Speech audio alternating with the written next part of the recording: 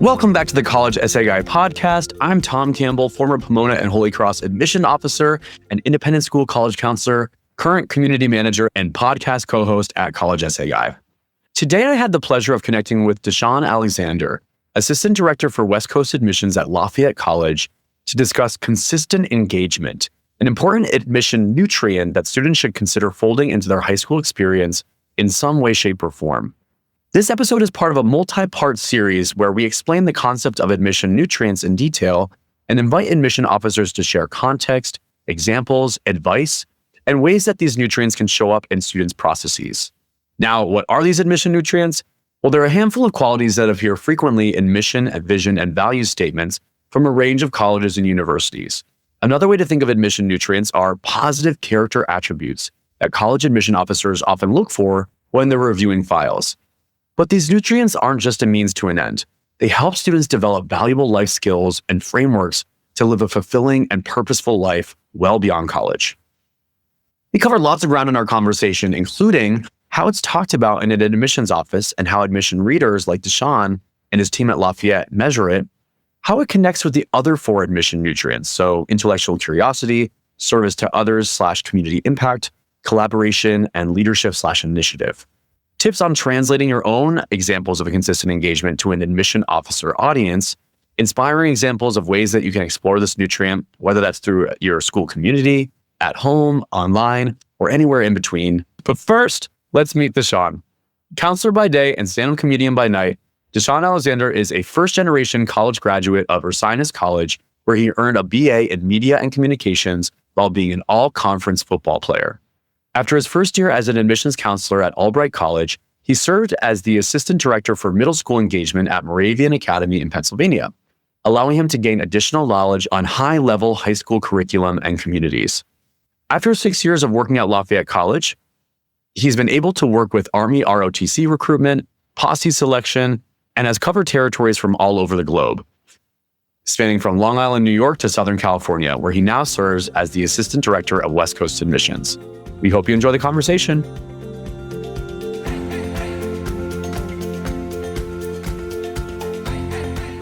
All right, Dysean, so good to be with you today this Monday morning. How are you? Doing well, Tom. Thanks for having me on. Excited to be here. Yeah, why don't you tell the folks who are tuning in a little bit about who you are and how you started to work at Lafayette, and just a little bit about Lafayette as well for those who are tuning in who haven't heard of it before. Hello, everybody out there. Yeah, so Dysean Alexander, Associate Director of West Coast Enrollment here at Lafayette College. Taking on this new role of being a regional rep. This is the 8th year that I've been in college admissions as a whole, the 6th year that I've been at Lafayette. So it's really cool to have transitioned in a lot of roles at Lafayette. It's also great. I always like to share that I'm actually from the Lehigh Valley, born and raised. So it was always kind of cool to be able to work for a school that's in my community that I always knew about growing up. Maybe not a school that I wanted to attend because, I wanted to get a little bit away from home when I graduated high school, but a school that I always appreciated for, its liberal arts approach. But always when I got involved as far as being part of the staff, it was cool to learn a lot more about how Lafayette, I think, truly is this best of both worlds kind of place. And a school that I think as a student, as a professional, as a person, really speaks to me. So I know we're going to talk about this consistent engagement, but it's always cool as far as at Lafayette, knowing that collaboration is a big thing that we're a part of. And I've always been somebody that loves to collaborate. We're a smaller size school that's liberal arts focused, but has ABET accredited engineering. We're 10-to-1 student teacher ratio with about 2,700 students, but have Division I athletics. So we pride ourselves on kind of being this best of both worlds. So a school where, students can get involved with multiple things. They can do what we call discover the power of and. A lot of other schools out there may take you or this or that. We're like, nope, do it all, which is awesome. But with my time here, I've definitely been able to get super involved in the community, not only working in the admissions office, being our Army ROTC liaison for the students that go through our Steel Battalion program. I was able to help out with being an advisor to ABC, which is our Association of Black Collegiates. And just as a little fun fact for y'all out there, before I transitioned to the West Coast and as a regional representative, I was the Lafayette mascot for 2 seasons. So if y'all go and watch some clips of Rory at the Lafayette versus Lehigh 2021 football game, you might recognize some of the moves in there. But I've very much enjoyed being a part of this community. I've definitely appreciated the knowledge that I've learned in that process. And, from East Coast to West Coast, I've always enjoyed talking about Lafayette and I think the value that we have. So I'm excited to be here today. So with consistent engagement, back to our topic at hand, something that I think is a way that we try to phrase what this means in terms of your high school experience for students who are tuning in or parents who are nudging their child to, certain ways of spending their time in high school, or maybe a counselor looking to equip students in their communities with best practices on how to live a fully balanced, nutritious high school life. Consistent engagement, the whole idea behind it is staying the course, right? And demonstrating somewhere in your application that you're able to stick something out for the long haul, whether that is a particular extracurricular activity or a particularly demanding academic endeavor that you have committed, multiple months, maybe years to. And the value that comes along with being involved in something, some community, some initiative for a longer period of time than a short duration. The idea of like tinkering with something, if you're like a serial dabbler, for example, there are people who are like this, and it's not a bad thing by any means. No. But if you're just like hopping from one thing to the next every week, every month or so, there definitely can be some skills, relationships that don't go as developed or cultivated, or moments of collaboration that maybe, aren't as full force as would benefit you as a person. So thinking about this term and this idea of being involved in things, staying the course with things, how would you say that this translates to Lafayette's particular admission process and some of the things that you look for in applications when you're reading for that lens of Lafayette fit? Yeah, so I think specifically with the Lafayette fit, we look for students that, are going to be engaged on our campus, are going to be active members of our campus, are going to be getting involved. And there's no right or wrong way to do that. Just getting involved in the things that are important to you, that you have passion, that you have interest for, is really what we want our students to come to campus and do, because that's what college is about. It's about exploring your interests. And we are a smaller size school, so we pride ourselves on, having these environments where students can collaborate, where, the student teacher ratio is 10-1. So, you're not just going to be a number in the classroom, like you're going to have to participate and be involved with what's going on. So I think, when students are going about their activities and what they're choosing to do in high school, that consistent engagement is something that we're specifically looking at, because if you have that longevity of being a part of a club, or you have this dedication, whether it's, just showing up consistently for these events, or even doing more to seek, leadership and being more than just a member, those are traits that we hope will carry along here at Lafayette. So I think it's always important. And, like you said, students that are maybe starting this college process, most of them are probably juniors, but I know there's some early birds that start thinking about the college process earlier than that. So if there's any younger underclassmen, freshmen, sophomores that are listening, I also think the biggest thing to always start with is having the questions early. What is it that I have an interest for? What is it that I want to be doing? You don't want to get to your junior year and start asking yourself these questions, and then now you've got these only 2 years of activities or 2 years of involvement. Ask those questions earlier so that you can start locking in that longevity, early in your freshman year. But also just that's how you start. You start with those things that you're passionate about. You start with those things that that you have interest for, and then you allow them to build. You don't have to have all the answers figured out right from the get-go, but that longevity piece will allow you to hopefully either build the answers, or at least just allow you to get a lot of backing where this may not be the activity that I continue doing in college, but this activity has given me this trait, this skill, which will translate to whatever I start doing in college. Yeah, no, I love that. And so many colleges and universities can really, I think, connect with this idea of, hey, we're a residential community and we're looking for students, of course, first and foremost, to have the academic preparation and background to be successful here. That's, a huge priority for us, but also students who are demonstrating that when they get here, they'll be involved in some capacity beyond their classes exclusively and going home. There are institutions out there that are like that. There's, institutions that are primarily commuter schools. I know internationally, it's really common too. So for, international applicants who tune in, the idea of, what do you mean? Like demonstrating fit to non-academic areas of involvement. It can be kind of a different cultural journey as well. Yeah. And that fit can translate anywhere you go. Like specifically here with Lafayette, one of the things that I always tell families and students is like, know the schools you're applying to, know what maybe their institutional priorities are, the things that they're valuing, the things that they're maybe looking for, in this cycle, this time frame.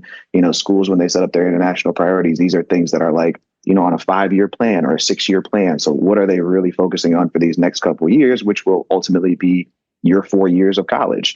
So, specifically here at Lafayette, two of our biggest ones that we've kind of laid out is we have this institutional priority of trying to reach carbon neutrality. Big word there. By nutritionality, just try to do new stuff, but ultimately by 2035, we have really put a lot of efforts towards our sustainability initiatives as far as, how we can reduce our carbon footprint, how we can be more green friendly. Our environmental science and environmental studies programs, allow students to talk about environmental issues from two different lenses, one a very scientific lens and one a very social lens. So we've done a lot of things to kind of, I think, develop that program. So I've been telling students, hey, if you're interested in environmental science, Lafayette may not have all the classes or, the top tech, but it is a priority for us for the next 10 years. So you will have the opportunity to engage with it. You will have the opportunity to be involved in those conversations.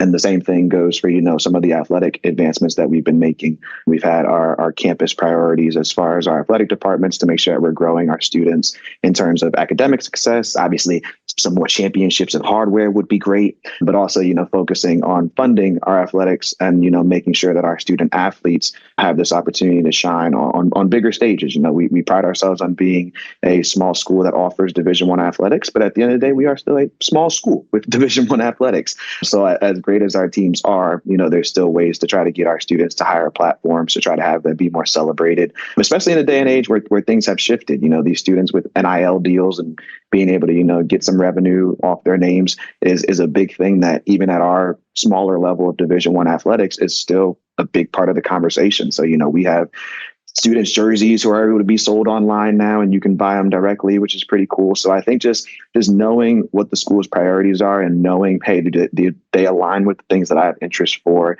Do they align with the things that I'm doing? Because like maybe you didn't think about this school, but if you are president of your recycling club and you are a beekeeper and you're doing these things that, are involved in the environment, your application is going to look pretty decent over here at Lafayette because it aligns with some of our priorities. So knowing if there's a school that you're just going to be a match for and have that fit, like you were talking about earlier, I think those are things where it's like knowing the school and knowing how you fit with it is very important as far as knowing then how your application is going to be reviewed.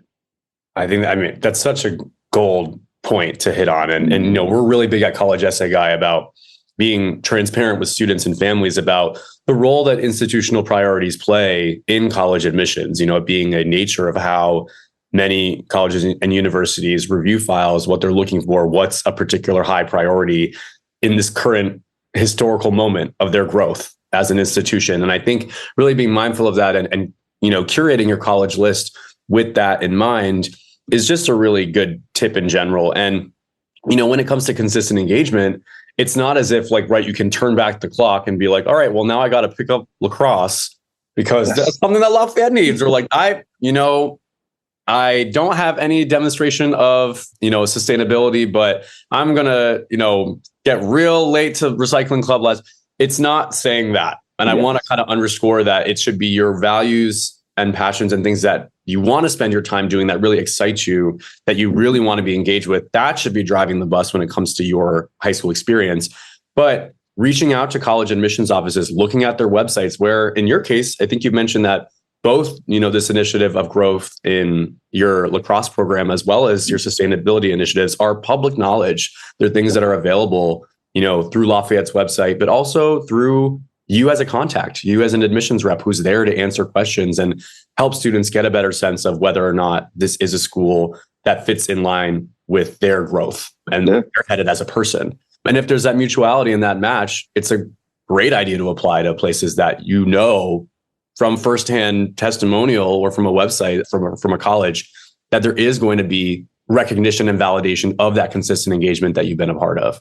Yeah. I think that distinction there is really important to underscore is you can't carve out a high school path with a college's institutional priorities in mind because they are shifting, they're fluid, they're not going to stay the same every year. But to have a college list, where the things you've consistently engaged with are things that they happen to be, the things that you're selling are things that they're buying in this moment in their history. That's a very smart application process in my eyes. Yeah. Yeah, it's just trying to set yourself up for success. And I think one of the things that we were chatting about, before we got on here, we had a little behind the scenes conversation, everybody. But it was cool to understand, reflecting back on my journey before I got into college admissions when I was back in high school, these were a lot of same questions that I asked myself. And I think time has changed in a lot of big ways where, I think the way that I was doing things earlier on, or the way that I went about my college process, if I can go back and do it with the knowledge that I have now, or if I could be in this day and age as a high school student, there's a lot of different ways that I would approach it. I've told students, if you don't know what you want to do, or even if you do know what you want to do, always lead with your interests and then always lead at what you're good at. So I made the unfortunate choice of trying to lead with what I was not so good at, and, attending a school that was well known for their sciences, even though I was not a strong science student. But I had this desire to, go and do physical therapy, stay close to athletes, all those things, and ended up, going to a school that had strong STEM programs. But then when I realized that's not the career field or the major that I wanted to be in anymore, and I switched to the media and communications department,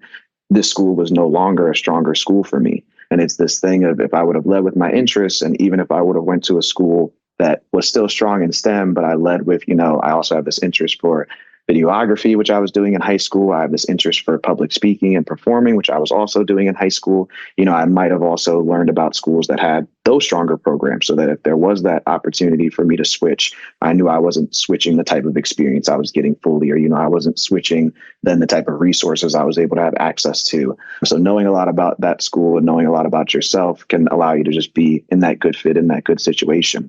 But also understanding the value of how activities have changed. Me in high school, I was a big gamer.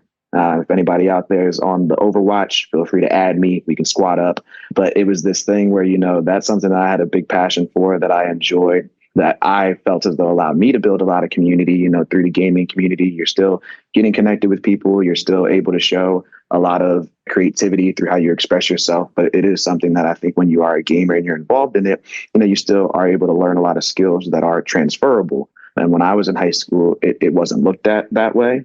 But now we've definitely segued into this day and age where students can really do a lot of personal activities or things that are just interest to you, and they can translate or be read in a different way. So I think always trying to lead with those interests and just understanding how they're going to translate to the college admissions world, or just translate to college in general, is important for students to know. Like the game has literally shifted.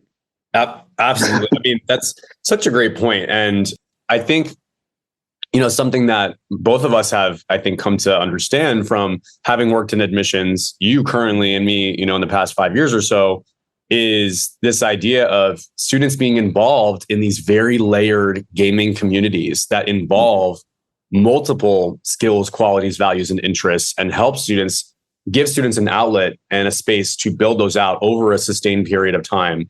So, yeah, I think, cultivating these skills and relationships through less formal ways, quote unquote, is definitely something that we see more and more in, I'd say, this generation of students. On the other side of the coin, I think there's definitely something to be said for the immediate community that you're a part of when it comes to your school. Whether you attend an online school or a traditional brick and mortar one, there is a lot to be gained by consistently engaging in some way, shape, or form with the immediate community that you're spending, 3 or 4 years in, depending on if you transferred or whatnot. So what can you kind of say about the distinction there of consistently engaging with that community immediately surrounding you, and how maybe you're looking for evidence of that, or what that really communicates to you about students when you see that, some form of consistent engagement in the immediate community that they're a part of?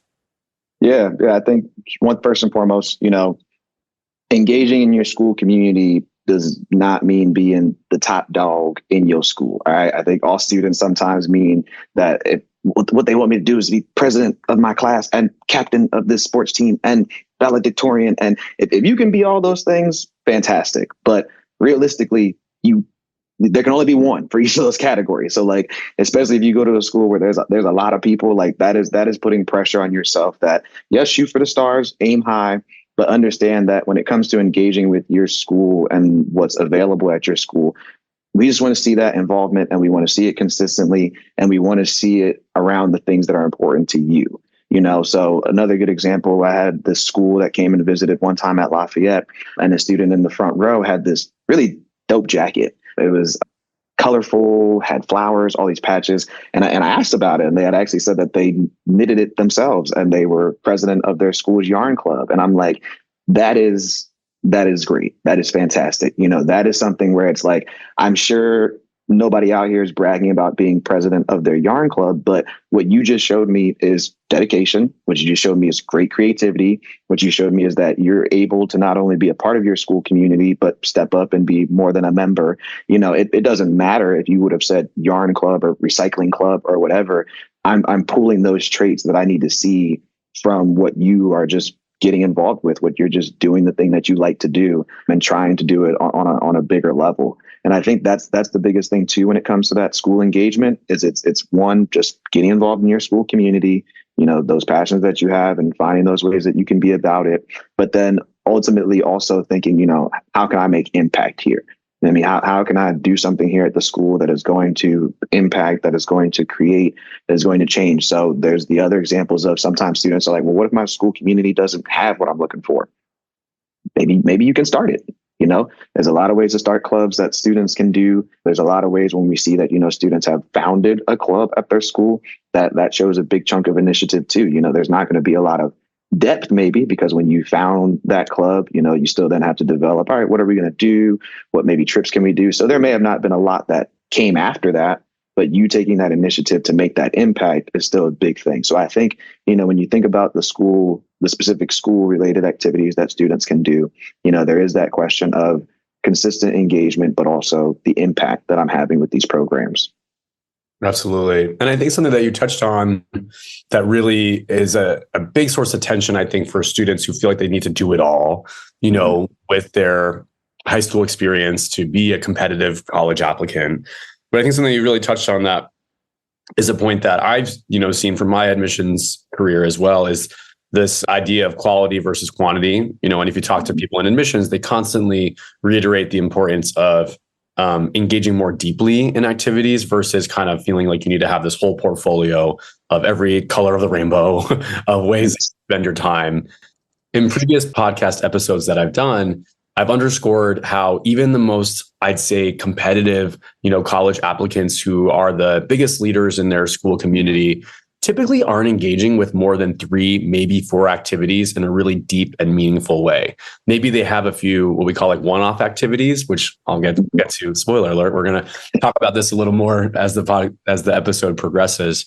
But this idea of you just don't have the time to engage with, a handful of activities on one hand, even though there might be, 10 spots on the common application for activities. When we were kind of doing our little preview or kind of our pregame huddle talking about this episode, you let me know that Lafayette's actually part of a pilot program of only evaluating, I think it was 6 activities on a student's application. I'd love to talk about that. Yeah, so we actually have made, I'm not sure if other schools do this, but we made the decision to prioritize the top 6 activities that students put on their common application. So you can always list more than that, but really what you put in those slots 1 through 6 are those things that we're going to take as this is the most important to you, or these are the things that you're looking to continue at college, or these are the things that, hey, I've spent the most time on throughout my high school tenure. So really prioritizing what are those top 6 things that students list. And then for the pilot program, so we're actually on the pilot program through the common application to have the non-traditional activities listed on the common application when students apply to us. So what this means is that students can choose from, I think it's about 6 different categories, more so just prioritizing non-school related activities that are still important to a student and maybe, have taken a lot of time and dedication, but are not necessarily, directly school related. So examples of these could be if you work a part-time job or take care of an elderly family member, or even if you are a translator for your family or your parents. Like these are things that show a lot of skill, a lot of dedication, obviously are going to take a lot of time, but they show that, these are activities that still make you accountable. They still make you a leader. They still allow you to have these traits that, we're going to look for in the college application process. But really, really prioritizing those top 6 activities allows us to tell students, like you said, it's not important about how much you do. It's more so important about what you're doing and why you're doing it, regardless if it's student government, speech and debate, the yarn club, the pet resource rescue foundation, whatever it is. If those things are important to you and you're prioritizing those, and these are the things that you said, yep, this is what I plan on continuing to do, and this is what I'm looking for when I come to your school. Like we want to know those things more so than this is how much I've done. It's really prioritizing, why is this important and how will this translate? Yeah, that the knowing your why piece is something that I've really drilled home about in a lot of YouTube videos, webinars, podcasts, content that I've worked on at College Essay Guy. And one kind of signature College Essay Guy exercise that has been around for a while is something that we call BBs. So it's the best extracurricular activity brainstorm I've ever seen. So that's the acronym. It's quite a mouthful. Quite a mouthful. BDs is definitely better.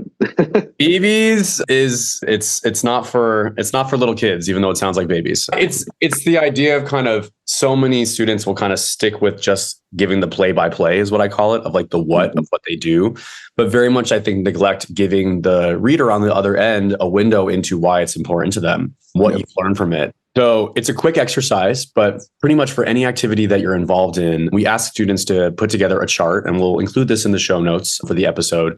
But basically, you put down the name of the activity, and then in 5 columns in the chart on a Google Doc, you share what you did in that activity, problems I solved, lessons learned or skills I gained, impact I had, and how I applied what I learned to other areas. And it's not to say that every single activity that you're involved in, you have an equal amount of words or things to fit in each of these columns. But ideally, these are, ideas of some of the questions that an admission officer is asking themselves when they're looking at something like an activities list, or when they're learning about how you spent your time through some of your essays in your application, or reading about them through recommendation letters. So kind of being really thoughtful about, filling out kind of all these buckets when you're thinking about how to communicate your most meaningful areas of engagement to admission offices is something that we've found students to have a lot of success with when they're reflecting back on how they spent their time and why it's important to them. Yeah, and I think the bigger thing too, this is great that you have this, and I'm definitely going to steal it from the show notes afterwards. Please do. Yes, that's what it's all about. It's awesome. No, I think this also allows students to, ask themselves these questions of, if you're reflecting back on your activities and you're feeling as though I don't know how to fill these categories, or maybe I don't feel as though I actually had enough impact. I was president of this, or I led this, or I was involved in this club, but we maybe really didn't have a big impactful moment, or we didn't do this, then how can you maybe create those things, or how can you do them yourself sometimes? Like, students exist, we're not going to keep dating ourselves back and forth because we're both still hip in the game. But I think students nowadays have so many resources that they can utilize. There's so many ways that students can utilize these tech that's available to them. They can use these online platforms to develop your activities beyond what the school may offer, or beyond what you've been actually able to do in real life or in person with your other peers or whoever is involved with the club organization, if it's a school or a community club. Sometimes they're just limited. Your school may not have the resources for you to do this cool research, or, there may not be a beekeeping club actually in your neighborhood or community because you live in Alaska, where bees ain't really popping like that, but this is the passionate thing that you maybe have always wanted to get involved with. And I think students nowadays live in this area where you can always enroll in YouTube University and, get the information on how to put this together. Understanding that now there are these additional resources available to students, literally in your pocket, that you can just go and get more information on these things that maybe are not available to you, or you've just had difficulty trying to figure out. So I think students understanding that there's opportunity to always add, and there's always opportunity to create nowadays is very important. I'm like, one of the stories that I'm thinking about, a student who was looking to apply to our engineering program. They had the opportunity to go and do research. They had the opportunity to do some summer programs, but their school was limited in, just the hands-on pieces that they could do. So, they didn't really have like a maker space. They didn't have like a truly in-depth engineering curriculum where they were learning the direct courses. So they decided to one weekend turn their regular old bike into a motorized bike. They went on YouTube, they saw how the steps is done. They got the information because, now YouTubers, same thing that we're going to do, put the information in the show notes. So they were able to go and figure out, hey, this is the package that I have to buy from Amazon that gives me the whole kit. They ordered that. And then they spent a weekend, turning their bike from a regular bike to a motorized bike. And they added that then to their college application. And that allowed them to have that depth. That allowed me to say, not only has a student done this research and had these opportunities, but they then took this additional initiative step to develop something that wasn't available to them, to be able to get this research opportunity, to be able to get this hands-on engagement, to be able to create this thing that unfortunately they just wouldn't have had the opportunity to create through their school. Yeah, we're really big on College Essay Guy on the value of, cultivating being a self-directed learner and not necessarily only sticking to, what's convenient, maybe what's immediately available in your school, because we've all read, applications from students who come from lots of different educational backgrounds, environments, contexts. Some have lots of niche bells and whistles included in the school and many don't. So I think that idea of, taking advantage of the resources that are available to you, but also knowing that there are lots of options beyond the immediate, what's in front of you is a big tip that we want to kind of, as Ethan says, meme out there to our audience. And something else that you touched on, it's funny, you were talking about beekeeping, and I brought up this example several times, but I think it's a great segue to, our other admission nutrients and kind of how, just as with, dieting and being, when you're a dietitian, if you talk to someone, they're like, you can't just be all protein all day. Maybe you have some bulking goals that you're working on, but you still need the carbs to keep you fueling and keep you awake and keep you moving. You still need fat. That's still something that you need as well. There's also micronutrients, vitamins, minerals that all fall under these umbrellas. So, we're also really big on trying to, with these episodes, talk about how these admission nutrients don't exist in vacuums. It's not like, oh, this is my intellectual curiosity club and this is my service to others example, right? There's overlapping connections that sometimes, a good question, for example, to ask yourself is, how has the area that I have demonstrated consistent engagement with, how has this form of consistent engagement possibly influenced or helped me cultivate these other nutrients that are also a part of who I am? So with the beekeeping example that you shared, I had a student a couple of years ago who was coming from a high school. He was part of the Alliance School Network in LA, which is a network of charter schools, predominantly first generation and or low income students who are looking to apply to college post-graduation. And his big area of consistent engagement was something that was a little more niche, not really directly sponsored by the school in any way, but it was a podcast that he would put together all about ants. And he loved ants, loved insects, and was like super into researching them on his own time. And, to go back to the BB's chart, some students might be like, oh, like, dang, column number 4 is impact I had. And for this student, I remember reading about his ant podcast in the recommendation letter from his college counselor.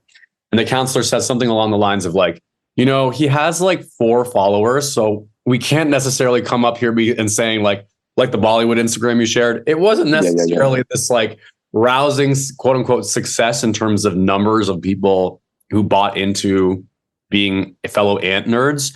But in terms of these other, columns that are here, problems I solved, lessons learned, skills that I gained, how I applied what I learned, the skills that the student gained through this podcast, putting it together, taking the initiative to do that, are tenfold. There's so many to list off. And also the idea of like sticking with something that like isn't necessarily as cool or like, liked by other people. People in college admissions love people who nerd out about what they're into unashamedly and lean into it hard. Regardless of how many other people are going to jump on the bandwagon with you. That's not the only metric of success that's out there. Yeah. So kind of, I think that's good to know, because it's like, that's the opportunity. That's what college is for. College is that opportunity for you to continue to grow in those things that are important to you. In high school, you you have to take math, you have to take science, you have to take social studies, you have to take a foreign language. You got to be involved in the school community. There's a lot of things that you like just have to do in, your grade school, high school levels. But when you get to college, you'll still have your classes and you'll still have work, but a lot of the other things that you do between those classes, a lot of the other ways that you engage, a lot of the other ways that you spend your time is going to be self-started. It's going to be based on, hey, what do you want to do? What do you want to build here? If you're involved more consistently with the group, you may one year do a fundraiser for an organization, but then be like, hey, y'all, next year we can do it this way. And your service to others can grow in a bigger way. Obviously, you can't just come day one to a group and say, I'm your president now. This is how we're running things. Like you have to be a part of things. You have to show, 2 years of understanding the program, understanding how it runs, and then saying, I'm ready to take on this leadership for this club and take it in the direction I know it needs to go in.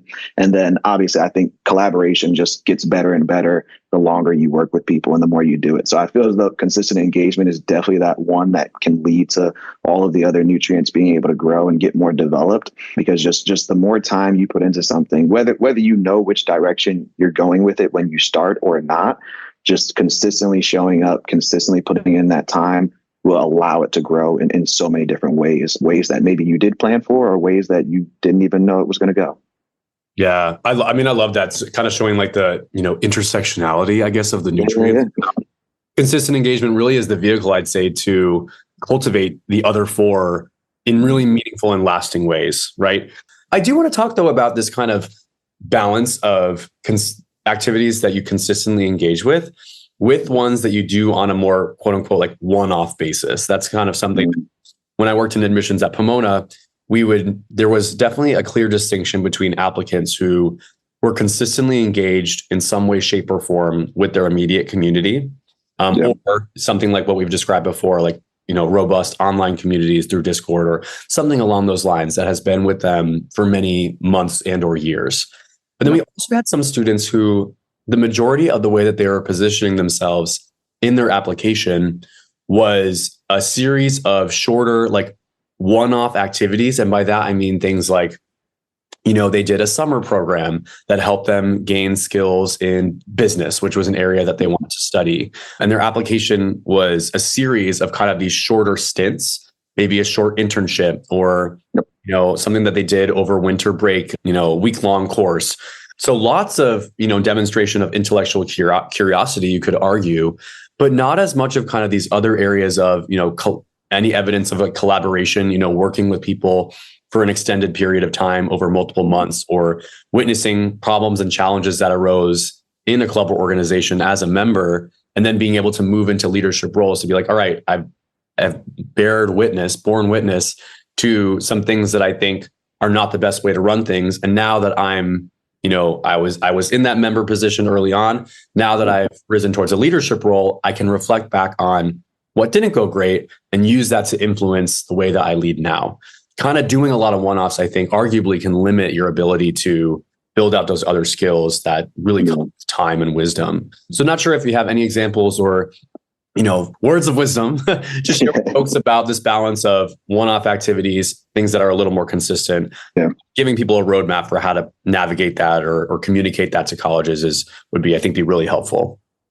Yeah, I think there's obviously pros and cons, with one-off activities. And, there's a lot of, I think, understanding the story. If you have a lot of one-off activities in your activities list or that are going to be shown on your resume or your application, just making sure that you're communicating the story. So like there's clearly an understanding if you change schools sophomore year or junior year and you just didn't have time to get involved. There's totally an understanding of, this is just what I had the availability to do because I have other responsibilities and, I really can't do things until the summertime or this or that.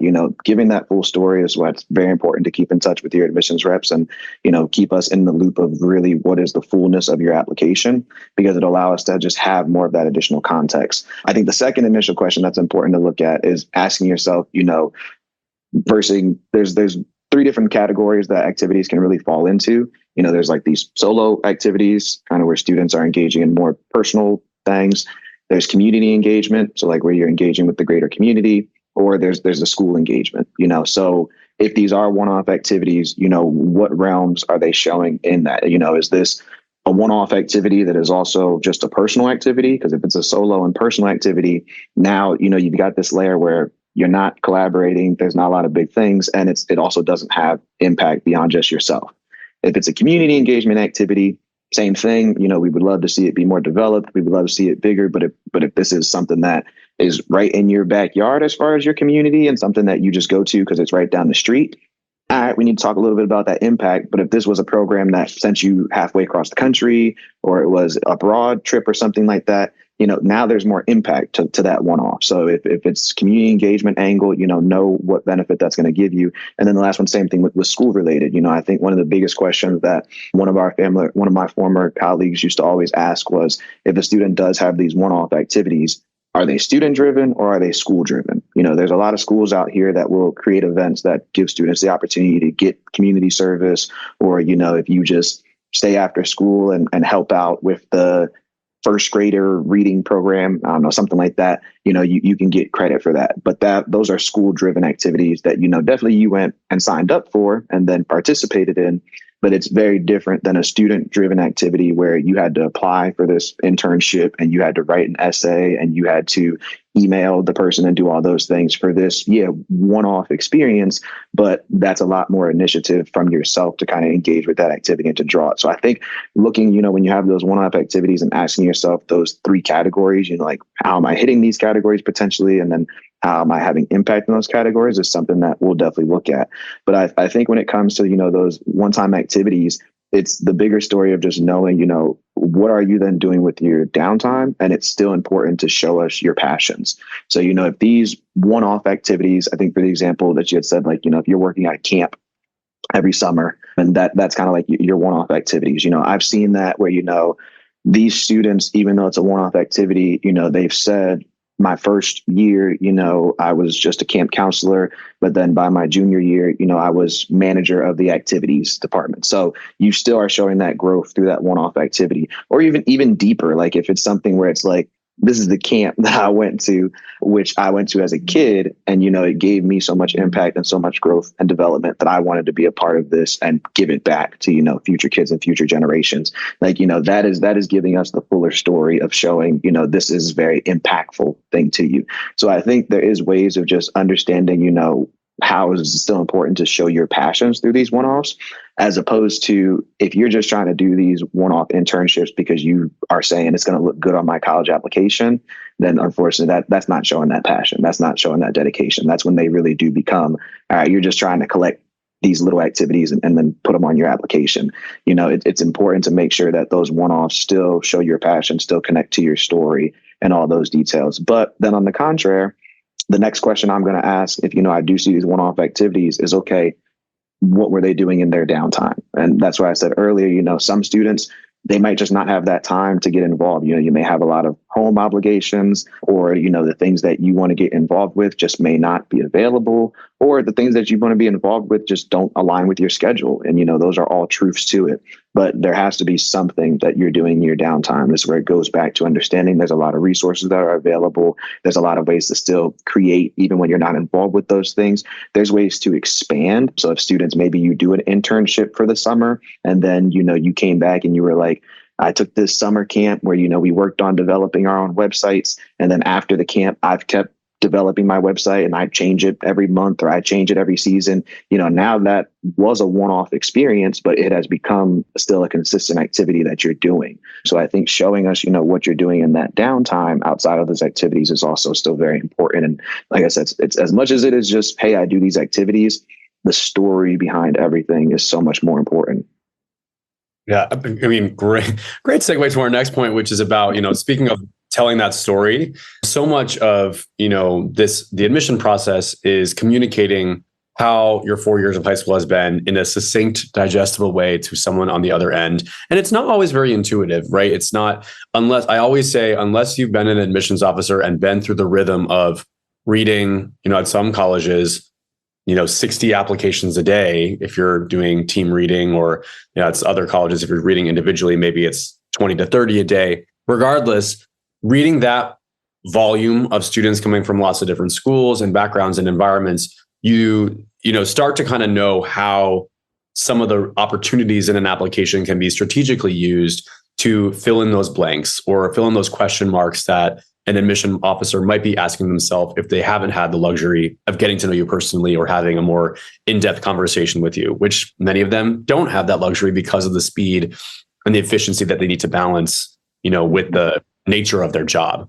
So on that vein, a lot of times, I'll talk with students, especially on the college counseling end, and I'll get a series of but what ifs from them. So I'd love to kind of go through a few common but what ifs that usually are common follow-up questions from students and families related to consistent engagement. So one big one would be, what if I had a change of heart midway through high school, right? I started off in high school thinking this is where I really want to spend my time and my energy, but then I had this epiphany or this class that I took or light bulb moment, or I did, this summer program that really changed the trajectory for me of how I want to spend my time in the second half of the high school. Is it bad to have a lot of these activities I used to be consistently engaged with no longer, active? They're no longer the green bubble on Team or Slack or whatever. Like they're dormant. Is that bad? No. I think it's still great to talk about those things. We have a lot of students who maybe it's like an athletic one is one that comes to my mind first, like students that maybe started doing gymnastics or like a swim program early on. And those are sports that definitely take a lot of time, a lot of commitment. They're sports that also, if you're involved in like a travel team or something, they can burn you out. You can do one too many flips and be like, yeah, I'm dizzy now. So that is totally understandable, but still letting us know about that time, is important because it's still showing your dedication. It's still showing, how much commitment you did put in, how much time, how much energy. So just because you had that change of heart, don't think that now that dormant activity isn't something that you can lead with. Like you still lead with it. We're still going to pull the traits out of there. But I think if you do have that change of heart, it's important to, one, like I said before, communicate that story. So tell us why, because we're obviously going to look at that and be like, the student stopped an activity junior year and then switched gears. Why? Was this something personal? Was this something at home? Like we always want to know context, but also then just transitioning it into what is that new thing then? I think it's okay if you have a change of heart and you stop one activity and start another one, but I think it's going to be very unfortunate if you stop an activity and that's it.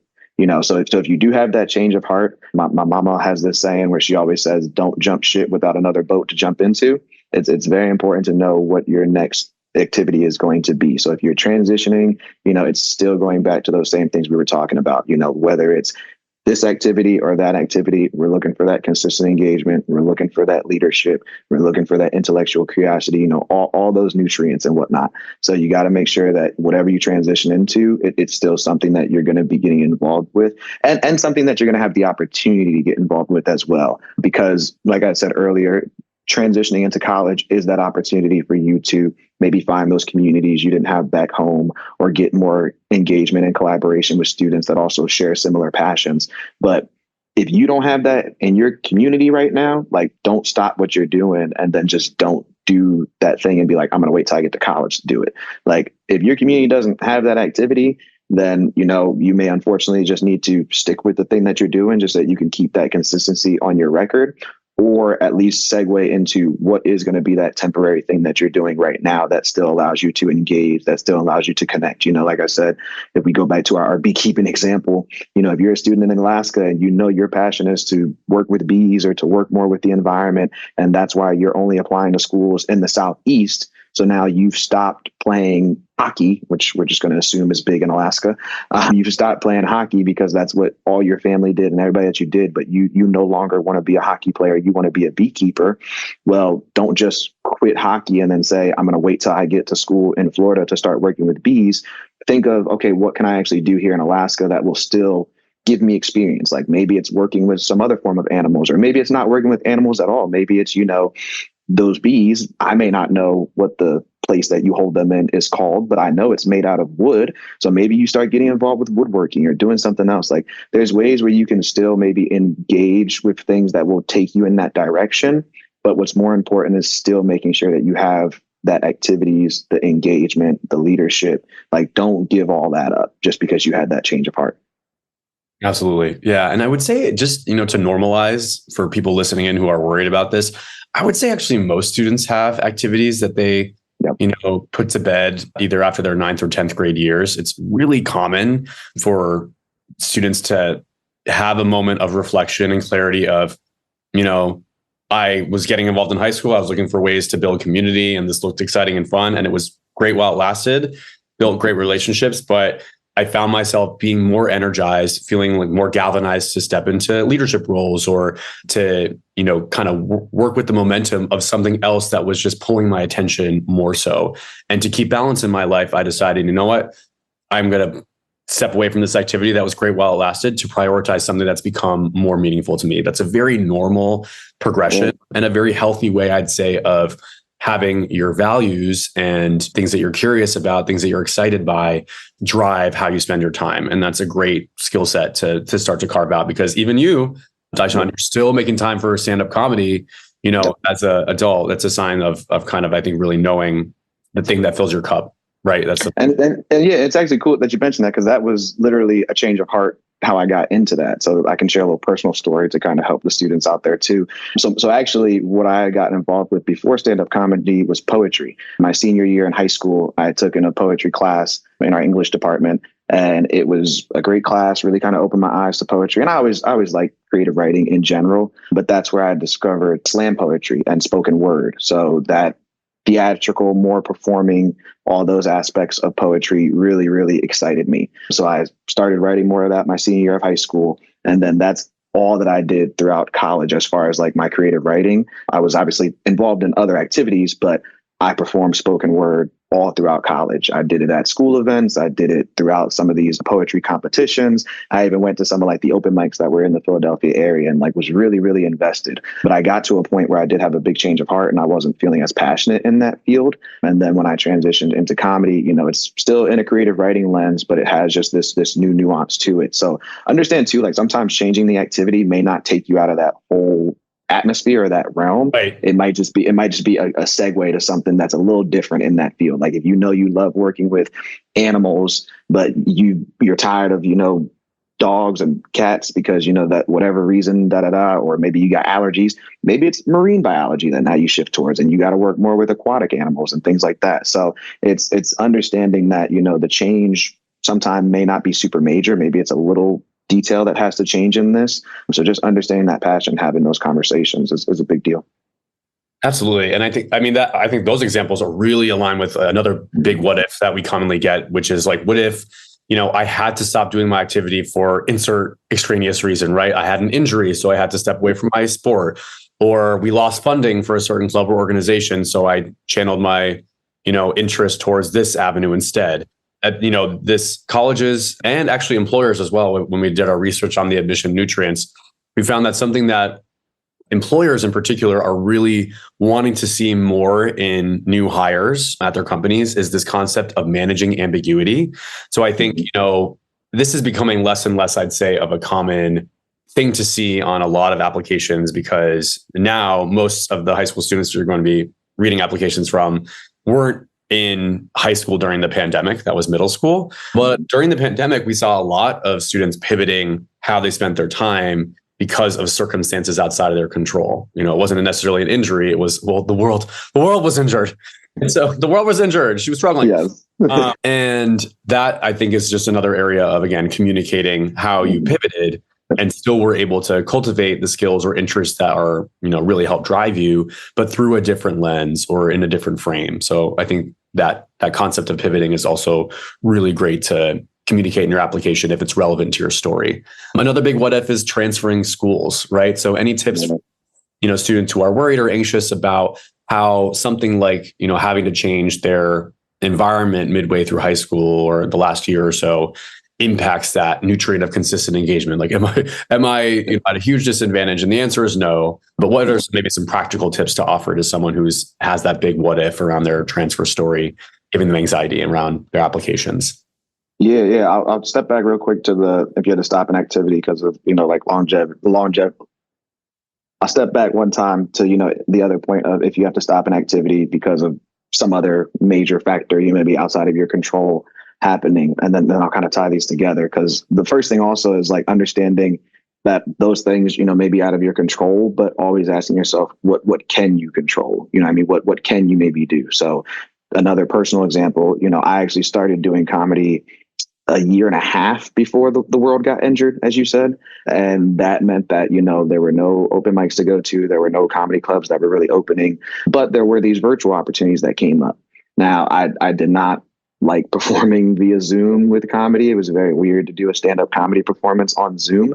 But what I did do in that time was, all right, well, let me see if there's writing workshops that people are hosting, or, let me see if there's maybe improv virtually, it's something different, but it could be something that helps me still develop a skill. So I was able to join, like some online workshop classes and some other things that still allow me to be like, hey, I can't control the fact that the venues are closed, but I can still control what do I want to learn, what do I want to gain, and how do I find those resources to maybe do that.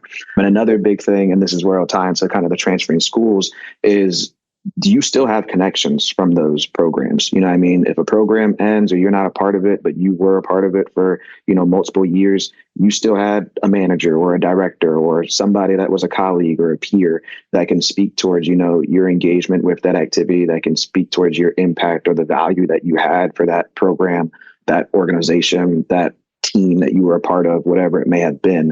So keep those connections strong.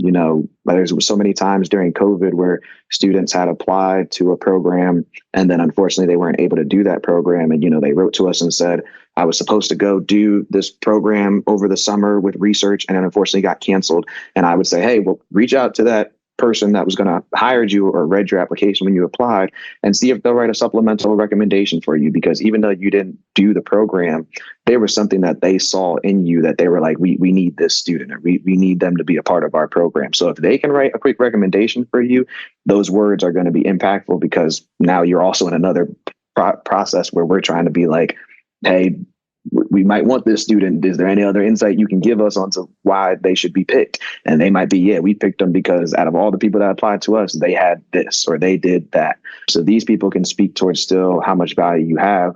And then same thing with transferring schools, those contacts, those teachers, those mentors, your former counselors, these are people that can also still write supplemental recommendations for you. These are people that can still speak towards that impact that you had at your previous school. And sometimes may be better to speak towards your experiences, because when you transfer schools, especially if you come junior year, your guidance counselor and your teachers, they only get to know you really for probably one full year, because that first year, you're learning, you're meeting people, you're getting around. People don't even, who's that kid? Who's that? Oh, okay, cool. Like they're still learning who you are. So those last 2 years after you transfer a school, you may just not have the opportunity to develop those relationships as much as you developed at your previous school. So keeping those connections, keeping those relationships is still very important, because those people are definitely going to be able to fill in your story and tell some other great things about you and the impact that you were able to have in your past community. Absolutely. And speaking of those relationships and counselors, I think a great way to close out this episode is going to be some tips and advice for counselors and educators who are supporting students and families with this process. We like to, at College SAI, we're very grateful to counselors who are kind of like our biggest cheerleaders and ambassadors, who leverage our exercises, our resources within their immediate school community. They are our biggest translators, I guess, to the audience that they're working with. And so for counselors who are wondering, how can I help my school community understand the value of consistent engagement, or what are some ways that I can help them equip themselves for cultivating this nutrient? What are some of the things that you'd encourage counselors to trickle out as they're doing their thing? Yeah. I mean, first and foremost, I think just like meeting the students where they're at is a big deal. Students can start the college process very, very early, but they may not have everything figured out, or, still have a lot more questions. And I think just meeting them where they're at first with saying like, well, first of all, what are you interested in? What do you like? What are you good at?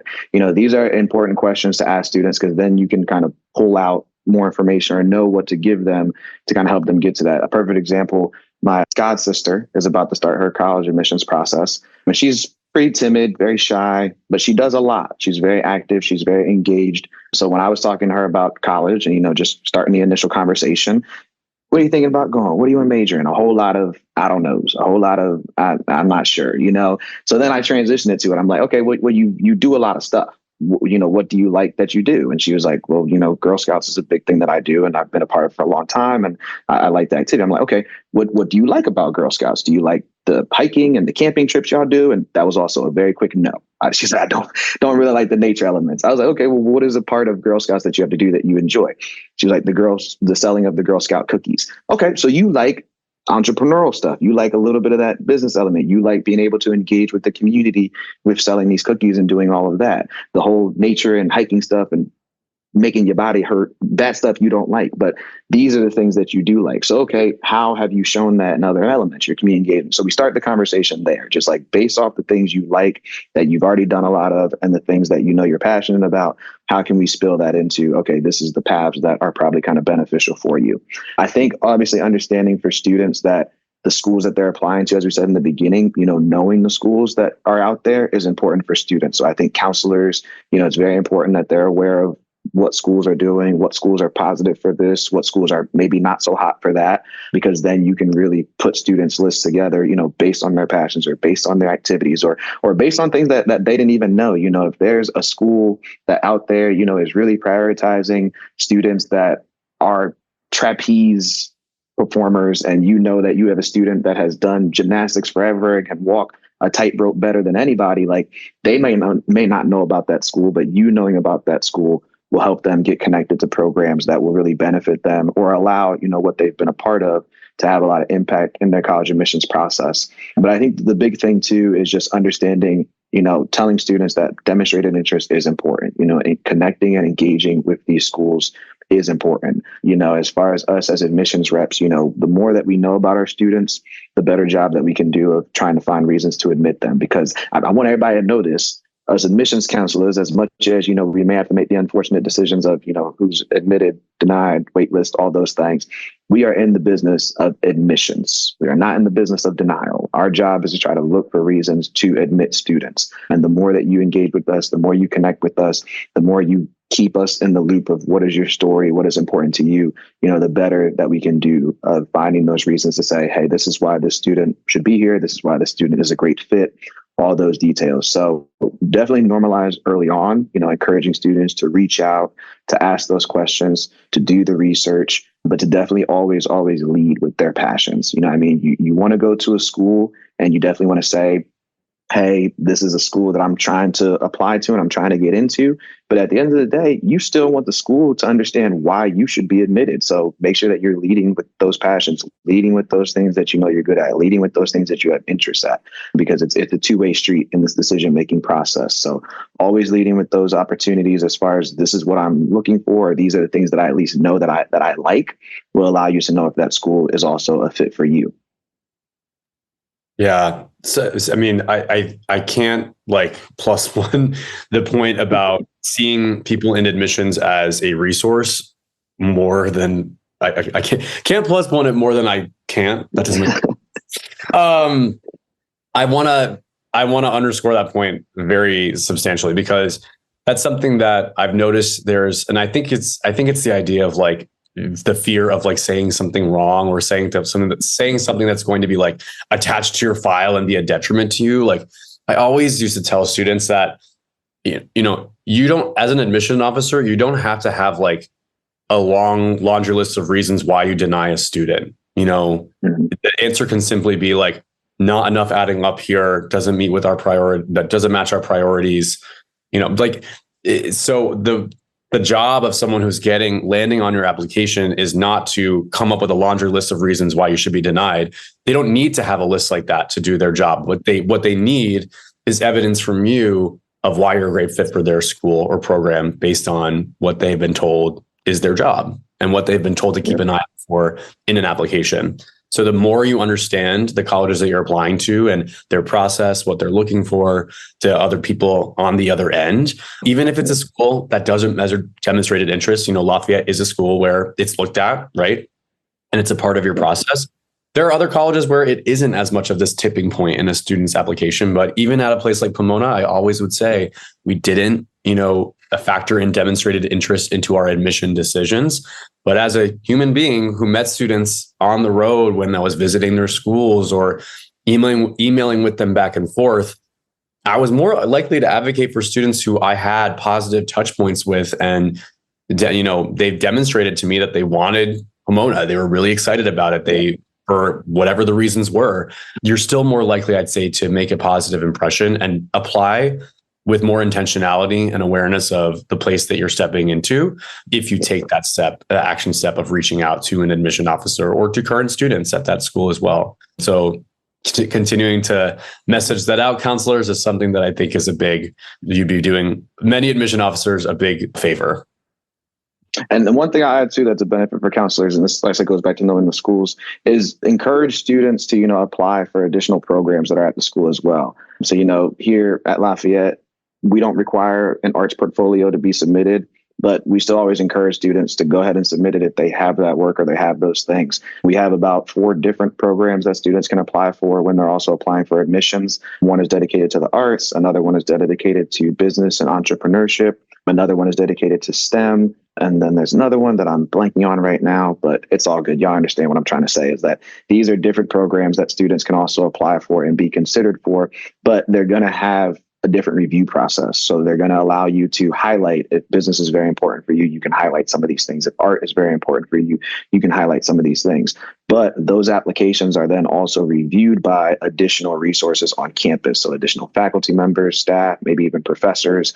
So they allow more people to now be a part of your conversation as well. So these are things that, even if a student doesn't want to really do that program, or even if it may not be top of their interest, applying for those programs, whether they get admitted or not, will just have more people be a part of the conversation, allow us to reflect on more that they're doing. And definitely, if schools do, these fly-in programs, encourage your students to apply for those as well, because that is the opportunity for them to see these campuses. And that is another opportunity for students' applications to be viewed. We do ours, our beloved community, and regardless of students are accepted or denied for that program, whether they're invited to campus or not, we still keep those applications on file. And then when those students apply to us, it's like, one, you showed us double love by sending 2 applications to us, but also this application shows up some nuances that maybe this application won't, but when we put them together, we now have an even bigger and complete story of who you are. So those additional applications, I know it might be more time consuming, but especially for the schools that may be higher up on your list, they can still go a long way.